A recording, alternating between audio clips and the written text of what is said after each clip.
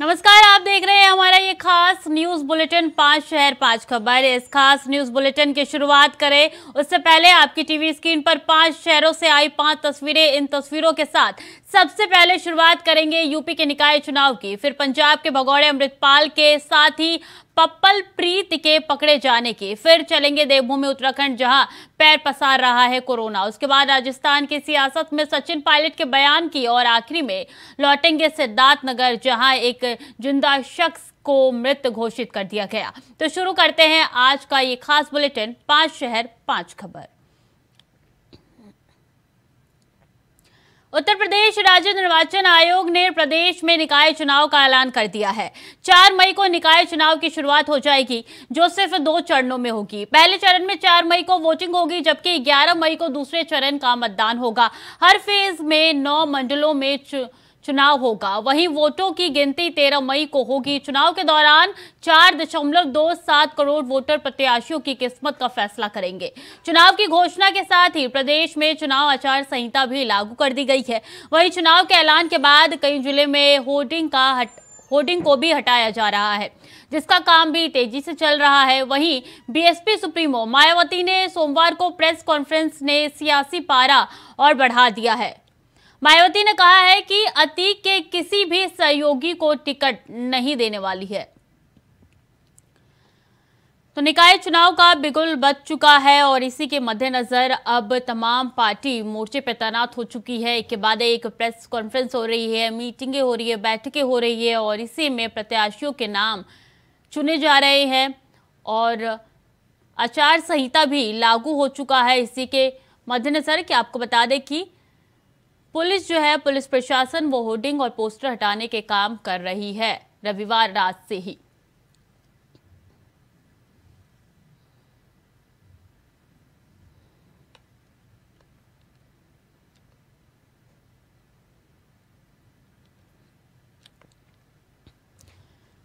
तो बता दें, निकाय चुनाव का बिगुल बज चुका है। जल्द ही चुनाव होने वाले हैं, 2 चरणों में चुनाव होने वाले हैं और इसी को लेकर तमाम पार्टी जो है चुनावी मैदान में उतरने जा रही है। प्रियम पाठक ज्यादा जानकारी के साथ हमारे साथ जुड़ चुके हैं। प्रियम, देखिए बिगुल बज चुका है, क्या किन पार्टियों को तैयारी है?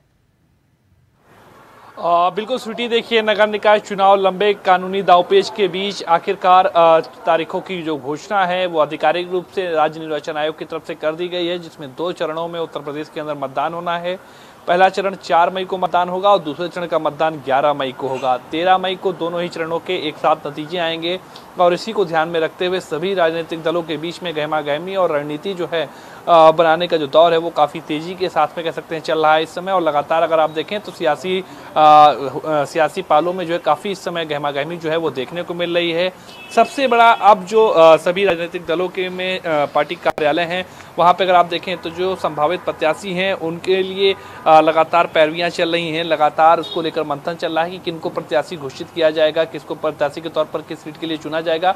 तो उसको लेकर तेजी के साथ में हलचल जो है पार्टी कार्यालयों पर देखने को मिल रही है। ज़्यादा से ज़्यादा उम्मीदवार जो हैं वो पार्टी कार्यालय पहुँच रहे हैं कि उनको टिकट दिया जाए, चाहे वो समाजवादी पार्टी की बात करें, बीजेपी की बात करें। तो अभी फिलहाल जो है प्रत्याशियों को लेकर होड़ जो है वो इस समय कह सकते हैं साफ तौर पर देखने को मिल रही है। देखना होगा कि पार्टियों की तरफ से कब तक प्रत्याशियों की जो सूची है वो जारी की जाती है। फिलहाल कह सकते हैं सभी राजनीतिक दल जो हैं वो अपनी अपनी रणनीति बना रहे हैं कि किस तरीके से चुनाव को अपने पक्ष में किया जाए और जो रणनीति बनी है कैसे किया जाए, इसको लेकर लगातार प्रयास किए जा रहे हैं। और उसी के चलते ही अगर आप देखें तो आज बीएसपी की तरफ से भी जो है वो बैठक करी गई, प्रेस कॉन्फ्रेंस करके बाकायदा मायावती ने अपनी स्थिति जो है, अपनी पार्टी की स्थिति जो है उसको स्पष्ट किया। और उन्होंने साफ तौर पर कहा कि अतीक अहमद से जुड़े हुए चाहे लोग हों या अतीक अहमद के परिवार के लोग हों, किसी को भी बीएसपी जो है वो टिकट नहीं देगी। यानी कि शाइस्ता परवीन को जो पहले प्रयागराज नगर निगम में प्रत्याशी के तौर पर जो घोषित किया गया था तो उसको अब नाम शाइस्ता परवीन का नाम जो है वो काट दिया गया है। तो इस बात का उन्होंने जिक्र किया। और इसके अलावा उन्होंने कहा कि सभी जगह पे जो चुनाव हैं वो बैलेट पेपर से कराए जाएं, जबकि राज्य निर्वाचन आयोग ने जो है वो चुनाव जितने भी 17 नगर निगम है वहाँ पर चुनाव जो है वो ईवीएम मशीन के जरिए ही कराने की बात कही है। इसके अलावा नगर पंचायत और नगर पालिकाओं में जो मतदान है वो बैलेट पेपर के जरिए होगा। इसी संदर्भ में तमाम पार्टी जो है वो मोर्चे पर तैनात हो चुकी है क्योंकि नगर निकाय चुनाव का बिगुल बज चुका है। बहुत बहुत धन्यवाद प्रियम तमाम जानकारियों के लिए। और पंजाब पुलिस ने सोमवार को भगौड़े अमृतपाल सिंह के साथी पपलप्रीत को होशियारपुर से गिरफ्तार कर लिया है। पपलप्रीत सिंह ने अमृतपाल सिंह की पंजाब में भागने की मदद की थी। अमृतपाल सिंह और पपलप्रीत सिंह की कई तस्वीरें भी सोशल मीडिया के माध्यम से सामने आई है।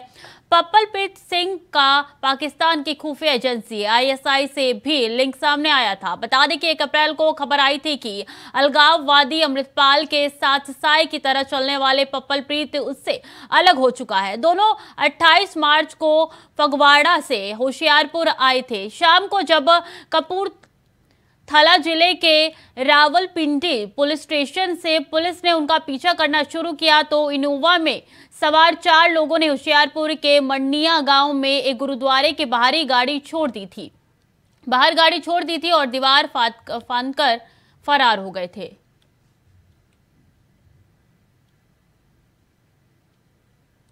जारी जानकारी के साथ नितिन चौधरी हमारे साथ जुड़ गए हैं। नितिन, देखिए, एक बड़ा साथी या फिर यूं कहा जाए कि अमृतपाल का परछाई अमृतपाल की वो पकड़ा गया है।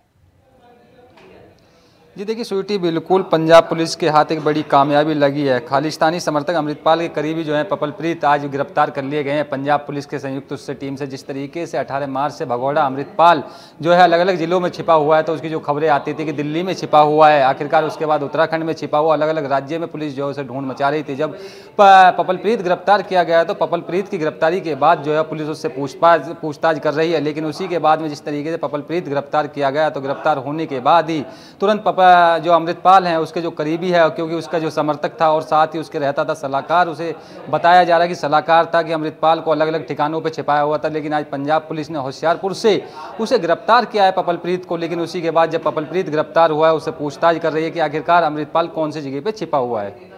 जी, अगर बात की जाए तो अमृतपाल को कितने दिनों में गिरफ्तार कर लेगी पुलिस, क्योंकि अभी तक हाथ खाली है पंजाब पुलिस के?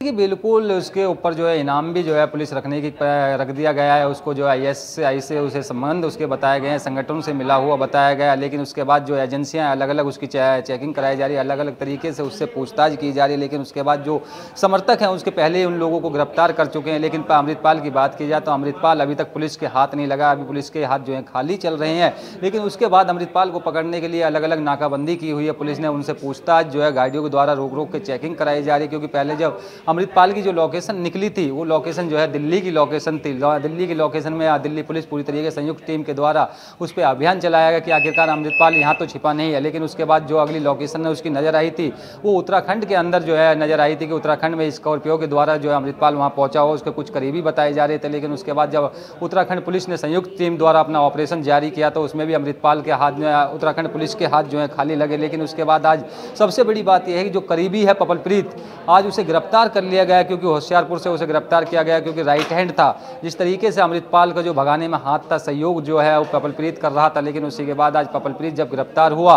उसी के बाद जो है अमृतपाल को भी जल्दी से जल्दी पुलिस जो है गिरफ्तार करेगी। संयुक्त टीम के द्वारा जो है चेकिंग अभियान भी जगह जगह चलाए जा रहे हैं, नाकेबंदी करे जा रहे हैं। क्योंकि सबसे बड़ी बात तो यही उठती है स्वीटी, जिस तरीके से उसके माता पिता अपने घर से गायब हुए थे, उसके घर से जो है फोर्स लगाई गई थी उस तरीके से कि फोर्स लगाने के बाद भी माता पिता उसके गिरफ्तार थे। लेकिन आज पपलप्रीत जब गिरफ्तार हुआ उसी से जो है पुलिस पूछताछ कर रही है कि अमृतपाल कहां पर छिपा हो सकता है। जी नितिन, बहुत बहुत शुक्रिया आपका तमाम जानकारियों के लिए।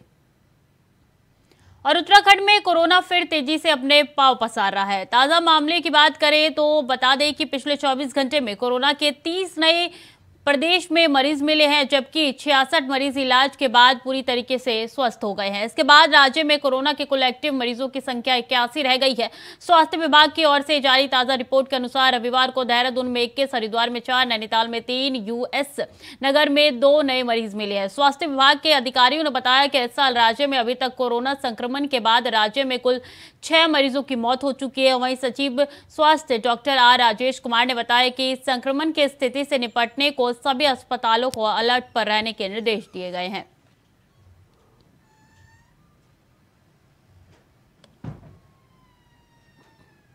जारी जानकारी के साथ अभय कैंतुरा हमारे साथ जुड़ चुके हैं सीधे। अभय, अगर अभी की बात की जाए तो पिछले 24 घंटे में कितने केसेस निकल के सामने आए उत्तराखंड में कोरोना के?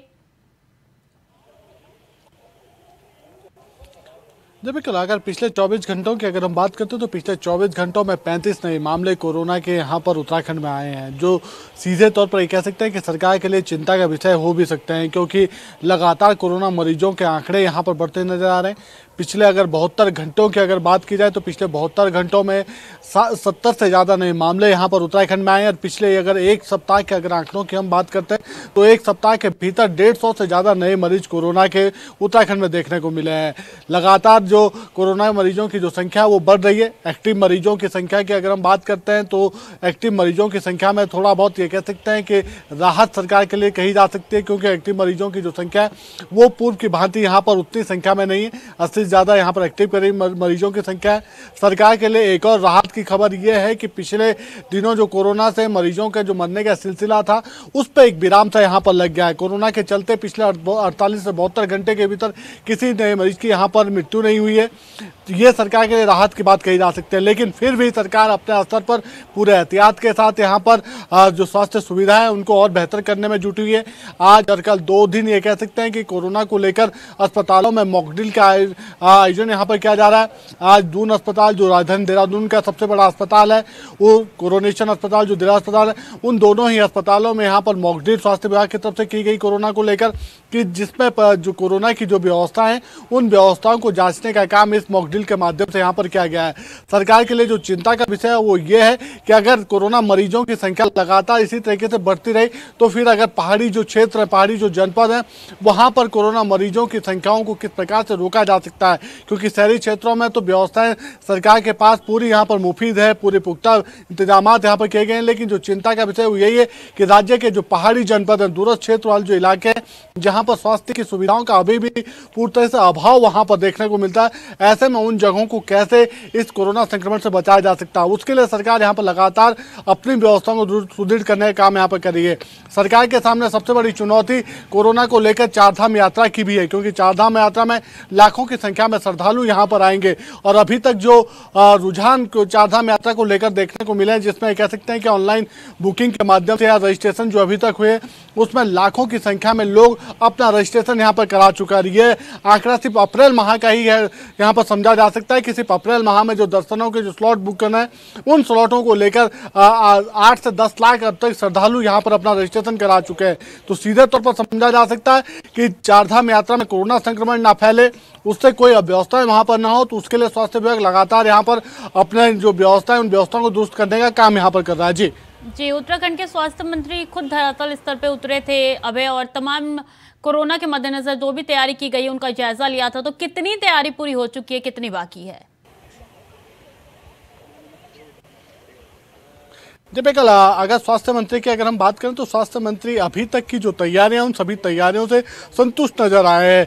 सीधे तौर पर सरकार के लिए चिंता का विषय ये है कि जो विशेषज्ञ डॉक्टरों की जो कमी थी उस कमी को भी निकट भविष्य में पूरा करने का काम यहाँ पर किया जाएगा। स्टाफ नर्सेज की जो कमी थी उस नर्सों को धीरे धीरे उन पदों पर भर्तियों का आयोजन यहाँ पर किया जा रहा है। स्टाफ नर्सों को भरने का काम यहाँ पर किया जा रहा है ताकि अस्पतालों में पूरे कर्मचारी यहाँ पर मौजूद रह सके। डॉक्टरों की संख्या लगातार यहाँ पर बढ़ रही है। पिछले वर्षों की तुलना में देखें तो सरकार को बड़ी सफलता भी यहाँ पर हाथ लगी है, जहाँ पर पूरे ये कह सकते हैं कि आज से 3 साल पहले के अगर हम आंकड़ों को उठा के देखते हैं तो सरकार के पास 100 से ज़्यादा डॉक्टरों की संख्या यहाँ पर नहीं थी, लेकिन आज उन डॉक्टरों की संख्या 300 से ज़्यादा सरकार के पास यहाँ पर मौजूद है। आने वाले दिनों में यह संख्या लगभग 400 से 500 के बीच में यहाँ पर हो सकती है। तो ऐसे में सरकार अपनी व्यवस्थाओं को दुरुस्त करने में जुटी हुई है। साथ ही केंद्र सरकार से भी व्यवस्थाओं को और दुरुस्त करने के लिए बजट की मांग यहाँ पर की गई है। अगर केंद्र सरकार समय रहते हुए बजट उपलब्ध कराती है तो फिर राज्य में जो व्यवस्थाएं होंगी और चाक चौबंद होती हुई नजर आएंगी। जी, अगर बात की जाए तो कोरोना सबसे ज्यादा छोटे बच्चों पे हावी होता है, तो स्कूलों में क्या कुछ तैयारी की गई है कोरोना से सतर्क रहने के लिए, बचने के लिए? है जी बिल्कुल, अभी तक ये समझा जा सकता है कि जिस प्रकार के मामले कोरोना को लेकर सामने आए उसमें सबसे बड़ा चिंता का विषय राजधानी देहरादून को लेकर समझा जा सकता है, क्योंकि देहरादून में कोरोना के सबसे ज़्यादा मामले यहाँ पर देखने को मिले हैं। ऐसे में राजधानी देहरादून के जो स्कूल हैं, जो अभी ये कह सकते हैं कि नया सत्र जिन स्कूलों का शुरू यहाँ पर हुआ है, उन सब स्कूलों में कोरोना के व्यापक प्रचार प्रसार करने के लिए कहा गया है। लगातार स्कूल प्रबंधनों से बातचीत यहाँ पर की जा रही है।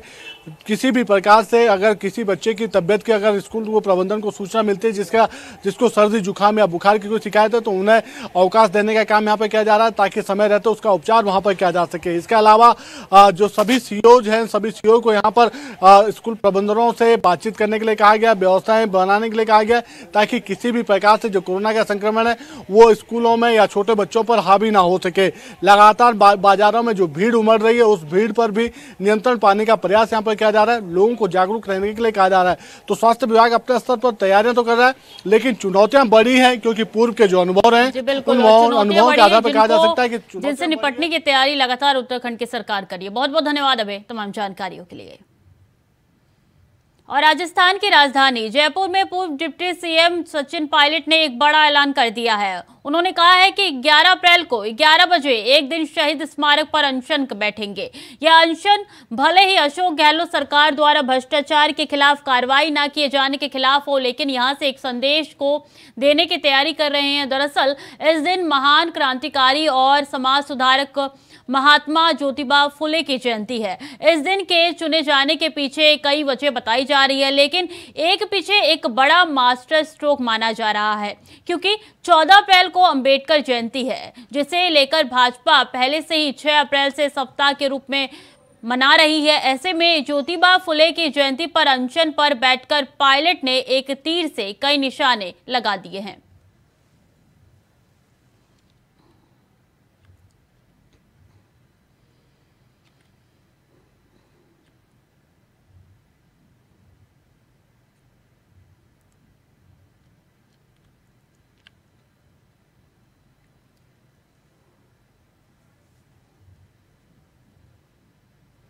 ज्यादा जानकारी के साथ रमाकांत गोस्वामी जुड़ गए हैं, ब्यूरो चीफ है।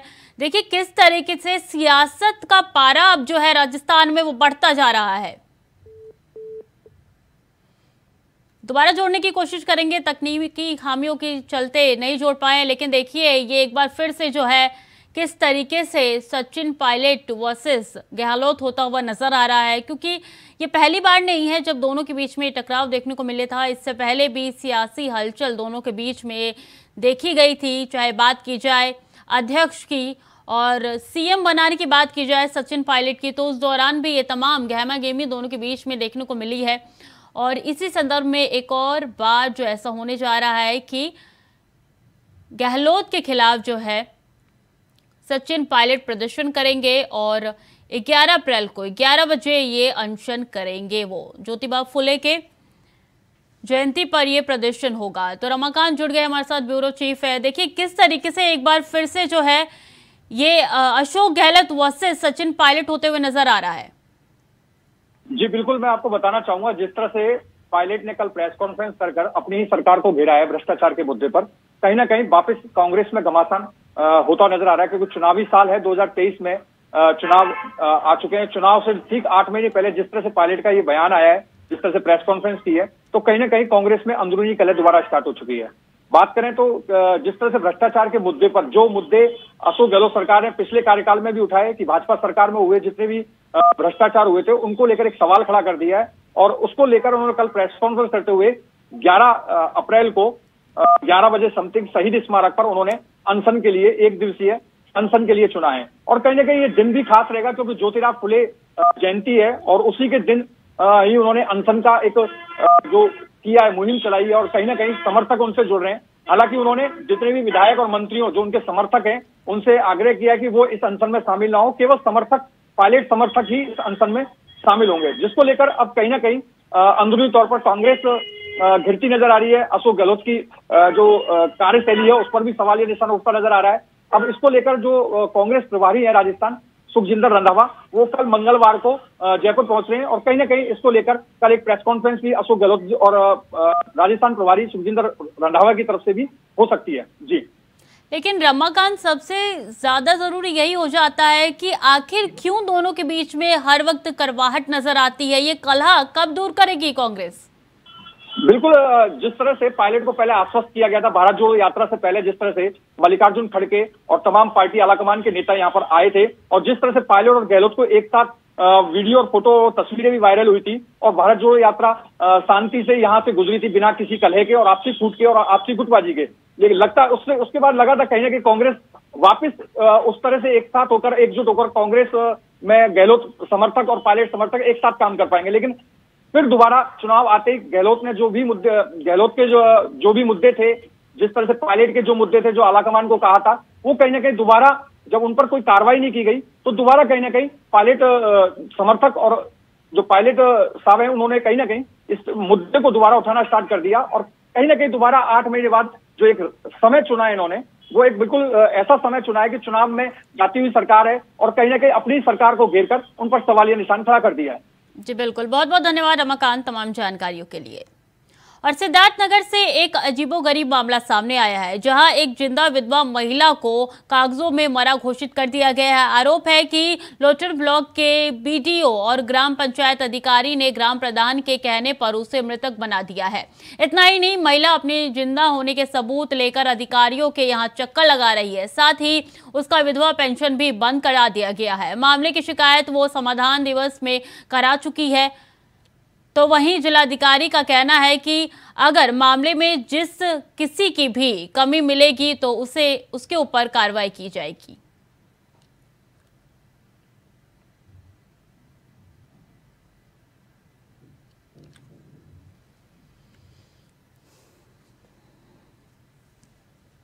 अधिकारी को कहा गया है इसको सुधार कराने के लिए, क्योंकि ये जो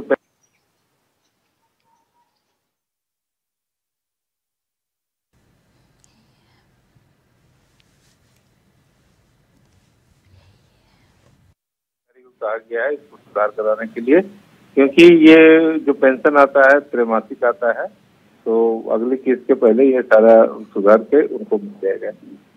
ये बात सामने आ रही है कि कई महीनों से जो है इनका पेंशन रुका हुआ है, तो एक घर की वो महिला। हाँ, जी कहिए।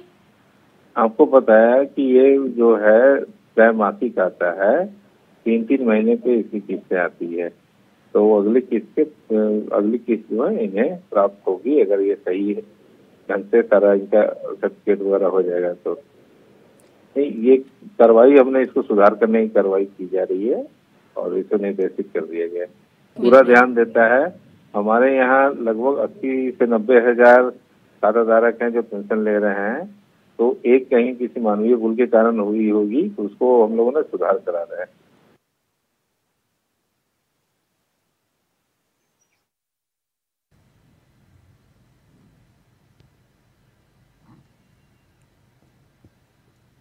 ज्यादा जानकारी के साथ राकेश हमारे साथ जुड़ चुके हैं। राकेश, देखिए एक घोर लापरवाही निकल के सामने आई है।